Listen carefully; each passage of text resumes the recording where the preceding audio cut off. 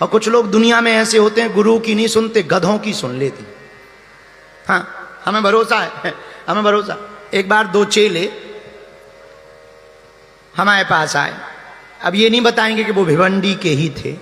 दो चेले आए, रात का समय, प्रणाम किया। हमने कहा कल्याण हो, भला हो, भला। और सुनाओ, सब ठीक है? हाँ, सब ठीक है। रात हो गई। हमने कहा रात हो गई, बात भी हो गई, एक काम करो, थोड़ी सी मुलाकात भी हो गई, सुबह जाओ। लेकिन हम चेले तो मुंबई के, का पानी अलग लेवल का होता है। बोले नहीं नहीं, हम तो रात को ही जाएंगे, गुरुजी बहुत काम है, बहुत काम है। हम कहा जब ज़्यादा ही काम है तो फिर जाओ, अपना क्या जाता है। उन्होंने प्रणाम किया, चले गए। कि रास्ते में जैसे ही बागेश्वर धाम निकले, लंबा सा सांप गाड़ी के सामने से रास्ता काट गया। तो दूसरा वाला बोले देख देख देख, सांप है, सांप। दूसरा बोला है जंगल है, सांप तो बने ही रहे थे, चलो। आगे गए तो बिल्ली रास्ता काट गई। तो फिर एक बोला देख देख देख देख, बिल्ली। और गुरुजी भी रोक रहे थे कि रात को मत जाओ। अरे जंगल है, कुत्ता बिल्ली तो घूमते ही रहते, चल। तब तक जैसे ही 5 किलोमीटर बागेश्वर धाम से निकले तो बीच रोड पे एक गधा रो रहा था।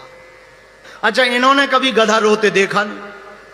अब दोनों को डर लगने लगा कि पहले सांप मिला, फिर बिल्ली मिली, अब आज तक गधा रोते नहीं देखा, आज गधा मिल गया, लगता है कुछ बड़ा खतरा है। तो रात को वो रिटर्न हुए।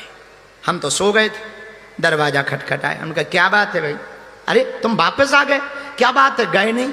बोले गुरुजी रास्ते में गधा रो रहा था। तो हमें बड़ी हंसी आई। बोले हंस क्यों रहे? हम कहीं गुरु की सुनी नहीं, गधे की सुन ली तुमने। तो क्यों रहे? सो तुम रुके नहीं, गधा रोता मिल गया सो तुम रुक गए। गजब के लोग हैं। तो ऐसे भी चेले कि गुरु की सुनते नहीं, गधों की सुन लेते। एक जने हमसे कह रहे थे, अब रहे होंगे मुंबई के, एक जने हमसे कह रहे थे प्रणाम करने से क्या होता है? क्या होता है? माथा रखने से क्या होता है? माथा रख दिया, लो अब क्या हो गया? हम कहे ऐसा होता कुछ नहीं है।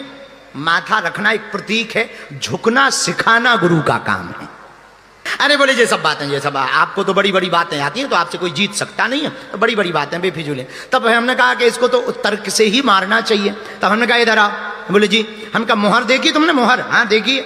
हम कहा मुहर में जो अक्षर होते हैं, सील होती जो मुहर, उसमें उल्टे होते हैं, लेकिन स्याही लगा के जैसे ही कागज पर लगाओ वो सीधे हो कर जाते हैं। हाँ जी या ना जी? बोले बिल्कुल। हमने कहा भैया वैसे ही जब भाग की रेखाएं उल्टी हो जाएं तो अपना माथा गुरु के चरणों में रख देना, वो सीधी होकर करके आ जाएंगे जीवन में। और कुछ लोग दुनिया में ऐसे होते हैं, गुरु की नहीं सुनते, गधों की सुन लेते।